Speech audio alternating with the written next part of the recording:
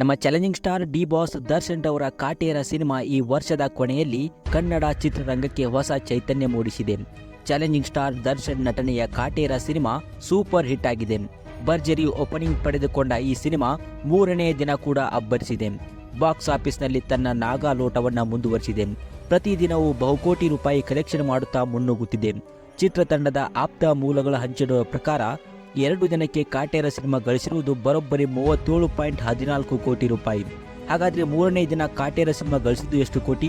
50 ಕೋಟಿ ಗಳಿಸಿ 50 ಕೋಟಿ ಕ್ಲಬ್ಗೆ ಸೇರಿದೆಯಾ? ಇದನ್ನೆಲ್ಲ ಸಂಪೂರ್ಣವಾಗಿ ತಿಳಿದುಕೊಳ್ಳುವ ಮೊದಲು ನೀವು ಪಕ್ಕಾ ಡಿ ಬಾಸ್ ಹಾಗೂ ಸ್ಯಾಂಡಲ್ವುಡ್ನ ಅಪ್ಪಟ ಅಭಿಮಾನಿಯಾಗಿದ್ದರೆ ವಿಡಿಯೋನ ಲೈಕ್ ಮಾಡಿ ಹಾಗೂ ನಮ್ಮ ಚಾನಲನ್ನು ಸಬ್ಸ್ಕ್ರೈಬ್ ಮಾಡಿ.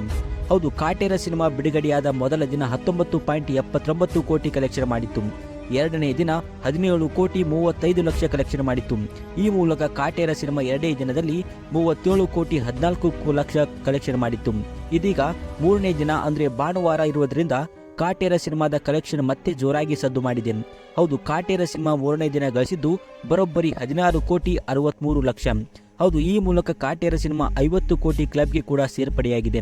ಕೇವಲ 3 ದಿನದಲ್ಲಿ 53 ಕೋಟಿಗೂ ಅಧಿಕ ಹಣವನ್ನು ಗಳಿಸುವ ಮೂಲಕ 50 ಕೋಟಿಗೆ ಕ್ಲಬ್ ಸೇರಿದೆ ಕಾಟೇರ ಸಿನಿಮಾ.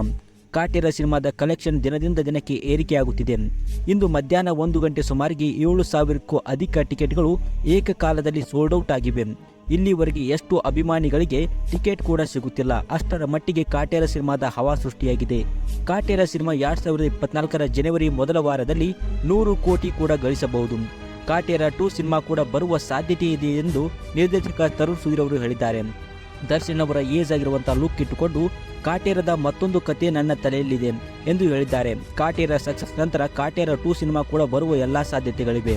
ಕಾಟೇರ 2 ಸಿನಿಮಾ ನಿಮಗೆ ಬರಬೇಕಾ ಮತ್ತು ಕಾಟೇರ ಸಿನಿಮಾದ ಮೂರನೇ ದಿನದ ಕಲೆಕ್ಷನ್ ಬಗ್ಗೆ ನಿಮಗೆ ಅನಿಸ್ತು? ಇದನ್ನೆಲ್ಲ ಸಂಪೂರ್ಣವಾಗಿ ನಮಗೆ ಈ ಒಂದು ಕಮೆಂಟ್ ರೂಪದಲ್ಲಿ ತಿಳಿಸಿ. ವಿಡಿಯೋ ಇಷ್ಟ ಲೈಕ್ ಮಾಡಿ, ಶೇರ್ ಮಾಡಿ ಹಾಗೂ ಇದೇ ರೀತಿ ಕಾಟೇರ ಸಿನಿಮಾದ ಪ್ರತಿ ಅಪ್ಡೇಟ್ಗಳನ್ನು ಪಡೆಯೋಕೆ ನಮ್ಮ ಚಾನಲನ್ನು ಸಬ್ಸ್ಕ್ರೈಬ್ ಮಾಡಿ.